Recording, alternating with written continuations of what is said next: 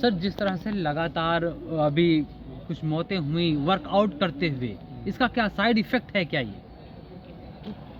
देखिए, पूरे भारत में लोग मर रहे हैं। आप बहुत अपनी नॉर्मल जो दैनिक जीवन जीते हुए चलते फिरते हंसते गाते खेलते लोगों की डेथ्स हो रही है। किसी की जिम में, किसी की डांस करते हुए, किसी की सिर्फ वॉक करते हुए, और जवान लोगों की डेथ्स हो रही हैं। और तो और बच्चों की, यानी 14-14 साल के बच्चे, उनको हार्ट अटैक्स हो रहे हैं। क्या आपने कभी सुना था? नेचुरल नहीं है सर, ये नेचुरल नहीं है। कभी नहीं था। आप मुझे बताएं कोई ऐसा कोई पुराना समय जब यंग लोगों के हार्ट अटैक्स होते हों, बच्चों के हार्ट अटैक्स होते हों, नौजवानों के हार्ट अटैक्स होते हों, वो हो रहे हैं और लोग मर रहे हैं, और ये मेन स्ट्रीम मीडिया में रिपोर्ट हो रहा है, जो हमारी अखबारों में रिपोर्ट हो रहा है। उसका संज्ञान भी नहीं लिया जा रहा, उसका सरकार संज्ञान नहीं ले रही। पार्लियामेंट में ये बात उठाई गई, कांग्रेस का एक सांसद है उसने उठाई है, प्रताप गढ़ी ने उठाई, और तो और एक बीजेपी के सांसद ने भी इस बात को उठाया, रवि किशन उसका नाम है।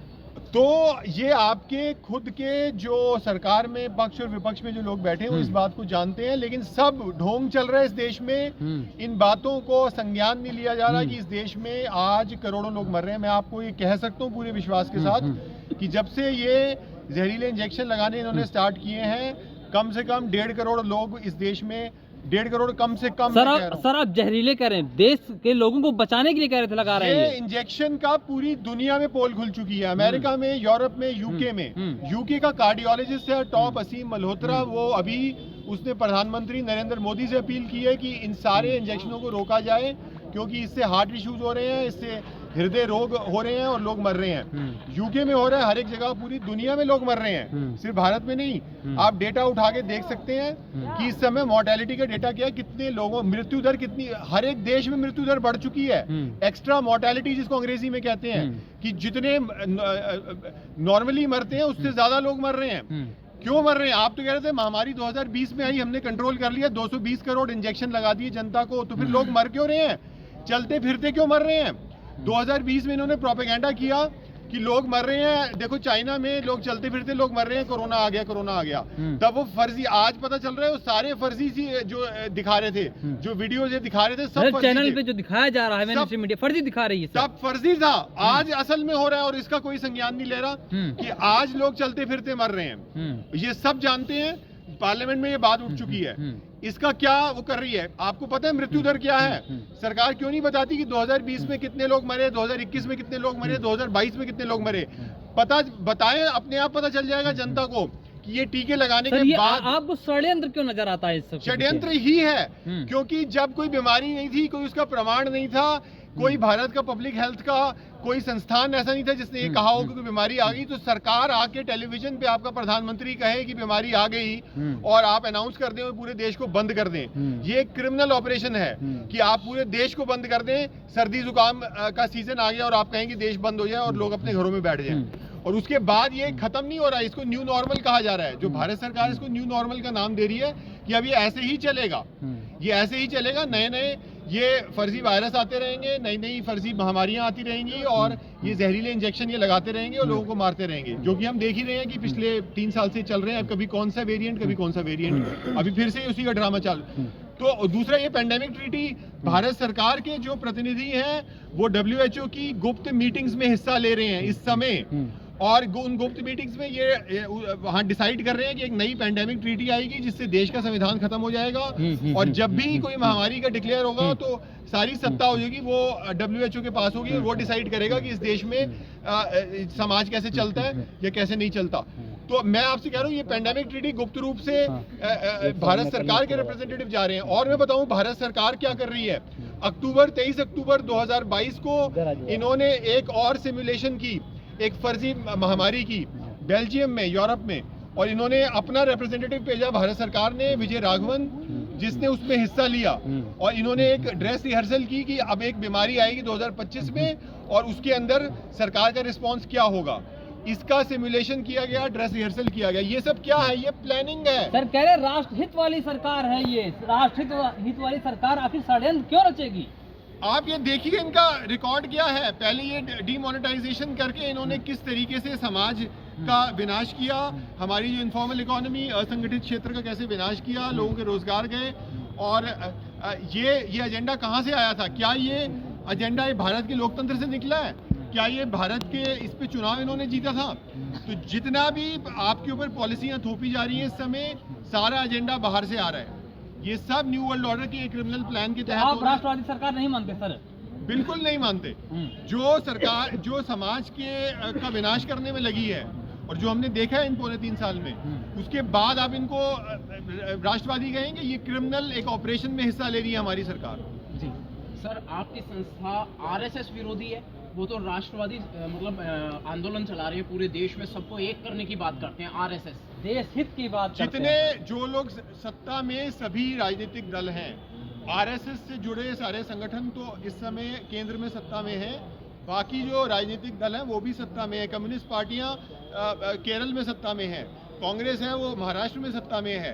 तो जितने पक्ष और विपक्ष जो है, सबका एजेंडा एक बन गया, क्योंकि इस जनता के साथ कोई भी नहीं खड़ी इस समय। पॉलिटिकल पार्टी, कोई भी राजनीतिक दल नहीं खड़ा हुआ। सर क्या ये अंडर आरएसएस है क्या सारी सरकारी, जैसा अभी साहब ने बताया? देखिए, कोई भी सरकार द्वेष पैदा करती है और उसका फायदा उठाती है। सभी संगठन, सभी राजनीतिक दल, उनके अपने अपने षड्यंत्र हैं, प्रोपेगेंडा है। वो एक द्वेष की राजनीति सबसे पहले लेके चलती है। सीधे सीधे अटैक किया जाता है और हमारे देश के लोगों को बलगाया जाता है। तो मोदी जी को आप राष्ट्रहित वाली सरकार नहीं मानते क्या? मोदी जी को देखिए, राष्ट्रहित में क्या काम हुए आप बताइए? क्या विकास की जो बात करते हैं, ये बड़ी बड़ी बिल्डिंगें खड़ी करना क्या विकास है? क्या पेड़ पौधों को काटना ये विकास है? आज हम सर लोगों को रोजगार दे रहे हैं, मोदी जी कह रहे हैं हमने 2 लाख रोजगार दे कहाँ दिए। रोजगार दे रहे हैं? लोगों को निकम्मा बनाया जा रहा है क्या? राशन देने से और इस तरह की सब समस्याएं सब खत्म हो रही क्या? कोई बेरोजगारी क्या बढ़ाई जा रही है? 4th इंडस्ट्रियल रेवोल्यूशन लेके आया जा रहा है, रोबोट्स मार्केट्स में आ रहे हैं, बेरोजगारी कहाँ 70 करोड़ लोगों को राशन दिए मोदी सरकार ने। क्या राशन देने से बेरोजगारी खत्म हो गई? उनको रोजगार दीजिए। नहीं, राशन कितना दिया भैया? 70 कितना करोड़। राशन? और जीवन में सिर्फ राशन से ही 70 क्या करोड़ को कितना दिया? राष्ट्रवाद होता है? जीवन में सिर्फ राशन दे देंगे तो राष्ट्रवादी हो जाएगी। राशन से काम चल जाता है। ये समझिए 5 किलो गेहूँ या 5 किलो चावल देने से गुजारा हो जाता है एक जो है आम परिवार का। किसी हद तक पेट तो भरता है, भूखमरी का शिकार तो नहीं होते? पेट भरेंगे? भिखारी बनाएंगे क्या सबको? वो भी देश में भिखारी बनाएंगे। सड़ा हुआ अनाज विश्व गुरु बना रहे हैं। और बाबूजी, इस राशन में फोर्टिफाइड फूड दिया जा रहा है। अगर आप ये समझेंगे कि उस राशन पे क्या छिड़क के दे रहे हैं जनता, मतलब उसमें भी दवाओं में भी जहर और उस राशन में भी जहर। उस गहराई में जाना होगा कि ये राशन में क्या छिड़क रहे हैं, उसके द्वारा भी ये मौत परोस के दे रहे हैं उनको राशन। इस बच्चे के पास थोड़ा सा लगा लो। जी हाँ बिल्कुल। कैसे देखते हो आप इस न्यू वर्ल्ड ऑर्डर को? मैं देखता हूँ कि जैसे आप जानते हैं कि डीमोनेटाइजेशन 2016 में हुई थी, 2019 के अंदर इंडिया बांग्लादेश से पीछे हो गया था इकोनॉमी से। इकोनॉमी की मतलब जो पर कैपिटा इनकम होती है, मतलब एक इंसान में कितना इनकम है, तो बांग्लादेश इंडिया से आगे निकल गया। वही बांग्लादेश जिसको हमने आज़ाद करवाया था। इसके कारण ये पूरी वैसे से धोखा है। लोग बस मीडिया एंकर्स बस बोलते रहते हैं और पार्टी की तारीफ करते हैं और बस इलेक्शन जीत तो मीडिया तारीफ कर रही है आजकल। हाँ, जैसे अगर तो कर्नाटका के अंदर सिर्फ इलेक्शन करवाने के लिए 109 सीट थी और उधर कांग्रेस और किसी एक और पार्टी ने जीडीए उसने मिलकर एक कोalition बना के उसको मेजॉरिटी मार्क क्रॉस कर लिया था। लेकिन तब जो बीजेपी थी उसने खरीद कर पैसे खरीद कर उन एमएलएस को अपनी ओर लिया। अब वो वोटर क्या सोच रहा होगा कि मेरे तो सारे साथी, मैंने तो जिस चीज़ के लिए वोट दिया था वो तो दूसरी पार्टी में चला गया जिसको मेरे को चाहिए ही नहीं। तो ये राष्ट्रहित वाली सरकार नहीं लग रही आपको? मोदी जी अच्छा काम नहीं कर रहे हैं? नहीं, क्योंकि आप देख लीजिए कैसे इकोनॉमी इतनी डाउन जा सकती है, क्योंकि 2014 तक इंडिया की इकोनॉमी अच्छी स्टेबल चल रही थी और आज देखिए पेट्रोल की प्राइस अभी भी बहुत ज़्यादा है, 100 रुपये पर ही चल रही है। लेकिन कुछ लोग कह रहे हैं कि जो महंगाई है राष्ट्रहित में है, तो महंगाई कैसे राष्ट्र हित में? फिर आपने जब 2014 में आपने इलेक्शन किससे जीता? 2012 में जब मोदी ने तो कहा था कांग्रेस को कि कांग्रेस 70 रुपए का जब दाम बढ़ा था, तब आपने आप ही कह रहे थे कि बहुत ज़्यादा पैसे महंगाई बहुत हुई महंगाई अब की बार मोदी सरकार। सर ये भी मैं चाहता हूँ आप ये मैसेज भी पढ़िए, हाँ, हाँ, बच्चे ने जो पकड़ा है पढ़ के सुनाइए। हाँ। बहुत हुई महंगाई I wonder how our sir ये पढ़िए ऊंचा। ancestors must be feeling to see our Bharat Mata being sold to the West. They shed their blood for what? Slavery 2.0. Sir मैं इसको थोड़ा सा Slavery बोलता हूँ। 2.0. Agenda हमारे 2030. पूर्वजों ने किस वजह से किसके लिए अपना खून बहा था कि हम अपने देश को वेस्टर्न फोर्सेस को बेच दें आज, जो बेच दिया है हमारे देश को प्राइवेटाइज करके एक एक चीज। हर चीज में फॉरेन डायरेक्ट इन्वेस्टमेंट घुस चुकी है, हमारे हर सेक्टर में खरीदा जा चुका है देश को। जो था हमारे कंट्रोल में हमारी सरकार और जनता के, छीन कर इन विदेशी ताकतों के हाथ में वो बेच दिया गया है। स्लेवरी 2.0 मतलब दूसरी स्लेवरी गुलामी आ चुकी है, which is part of agenda 2030। ये मैसेज है सर कि वो रो रही है माँ की, इसीलिए उन्होंने हमारे पूर्वजों ने अपना खून बहा था इस आज के टाइम देश के लिए। क्या आपको लगता है गुलाम बनने जा रहा है क्या देश? हाँ, देश क्योंकि गुलाम- आपने जो पोस्टर पकड़ा है, प्ले कार्ड, इसमें ऐसा लग रहा है कि आप गुलाम बनने जा रहा है। हाँ, देश गुलाम बनने जा रहा है, क्योंकि जैसे सरकार बना रही है हाँ। वो तो बस ये चाह रही है कि हम पूरी की पूरी वर्कफोर्स का यूज़ करके उसका जैसे हमारे यहाँ गोरे अंग्रेज थे, यहाँ काले अंग्रेज हम पे राज कर रहे हैं। और ये काले अंग्रेज, ये काले अंग्रेज हैं। हाँ, जैसे वो गोरे अंग्रेज थे, काले अंग्रेज है। और ये आपको क्यों लग रहा है काले अंग्रेज? ये तो कहते हैं कि हम तो राष्ट्र हित वाले हैं, देशभक्त हैं, देश को विश्व गुरु बनाने निकले हैं। देश को विश्व गुरु आप किस एंगल से बना रहे हो? आप तो उसको बर्बाद करते जा रहे हो। इंडियन इकोनॉमी डाउन हो रही है। अभी देख लीजिए कि इंडियन इकोनॉमी जब भी अच्छी चल रही थी 1990s में, और बहुत 2000 में जब अटल बिहारी वाजपेयी आए थे तब भी बहुत अच्छी चल रही थी। लेकिन जब से ये 2014 से आया है तब से इंडियन इकोनॉमी डाउनफॉल में चले। पहले डीमोनेटाइजेशन, जिसको ये पूरा का पूरा बकवास था, उसको भी मीडिया ने ऐसे दिखा दिया कि जैसे ये बहुत मास्टर स्ट्रोक बताया जाता है। ये तो मास्टर स्ट्रोक किस एंगल से है ये बता दीजिए। ब्लैक मनी अभी भी बहुत सारी है, सब लोग स्विट्जरलैंड के बैंक्स में जाकर डिपॉजिट कर देते हैं। आपने कहाँ से निकाला? मजबूत प्रधानमंत्री मिला है आपको, शेर 56 इंच वाला।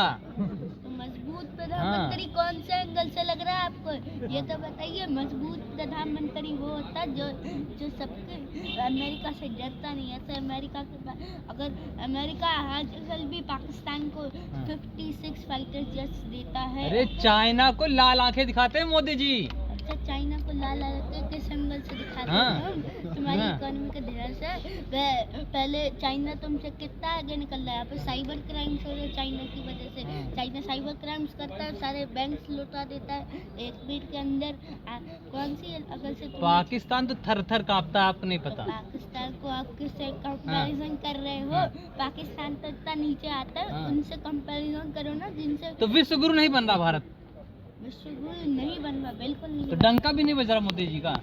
नहीं, ये गणतंत्र है ही नहीं, ये सिर्फ खरीदारी है। ये बस गणतंत्र नहीं है, लोकतंत्र नहीं है। नहीं, एमएलए को आप खरीद रहे हो। हाँ। 1 करोड़ 25 करोड़ ऐसे ही मार के खरीद कर एमएलए को खरीद कर अपनी पार्टी में ज्वाइन करो और पार्टी बना दो, बस काम खत्म, पैसा हजम। बहुत बहुत बहुत बढ़िया, बहुत बढ़िया।